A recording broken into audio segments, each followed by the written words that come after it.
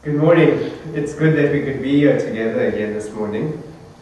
This morning I'd like us to understand the importance of the Bible for biblical counseling and helping people come to an understanding of what their problem is. You have a scenario. As a pastor, as a counselor, you have someone come up to you after church or in your office to meet with you, and he says, "Oh, Pastor, you know, after you preached that sermon on husbands, love your wives, I went home and I tried it and I tried it, and weeks after weeks I tried it, but I am so emotionally disturbed, I get so angry and so frustrated that I hit my wife.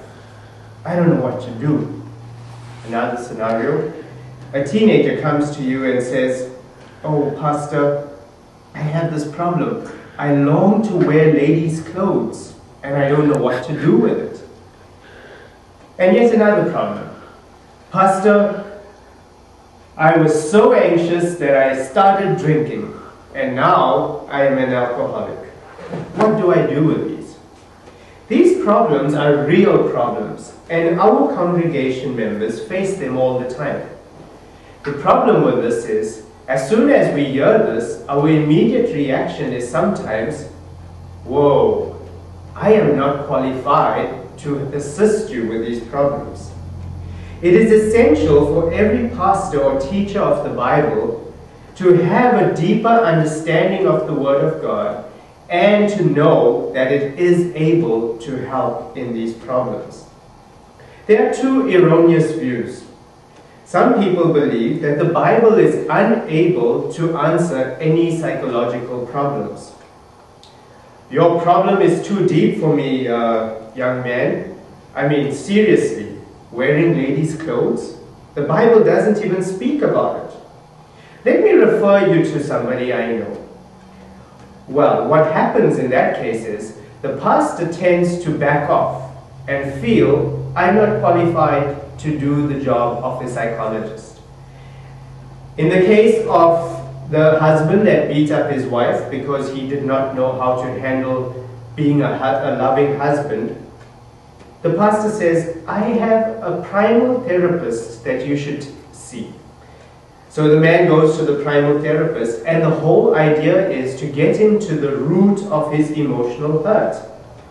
And through this rage reduction therapy, he learns how to express his anger openly. As a result, the man now becomes violently angry at home. Did we help solve his problem? Or did we refer him to someone that helped him to become more enraged? According to Dr. Larry Crabb, he says that 85% of struggles are psychological and 15% are medical. The core of our being and of every problem or struggle that we have can be touched by the Bible. So the first erroneous view that the Bible is not able to answer psychological problems is erroneous. Secondly, some people believe that the Bible is sufficient, but is only sufficient for legitimate questions. So for instance, the transvestite that came into your office, you would probably react and say, "The Bible doesn't even use the word transvestite. I cannot handle that. We got to send him to a psychologist." But the core of our problem here is the need to go deeper into the personal feelings, into what is driving this person to be this way. Our immediate reaction with the transvestite teenager might be, "Go and sin no more. It is totally against the Word of God to be a transvestite, so just stop doing it. You'd rather become a drugstore cowboy and be a man." Brothers and sisters, the Bible is not a box.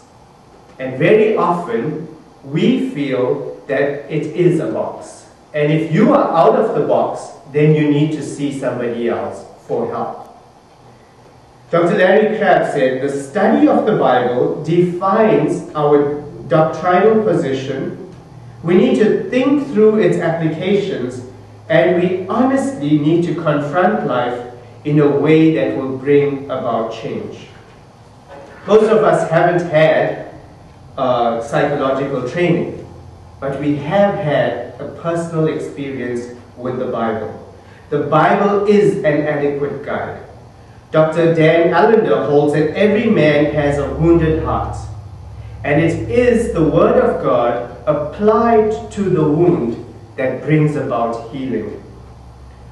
We need to go back into the Word and come to a fuller understanding of what the Word of God does for us. It is important for us as ministers of the Word to experience personal pain and to be able to share the Word in a way that will bring healing to the person. The Bible is a tool that can help us lead better relationships.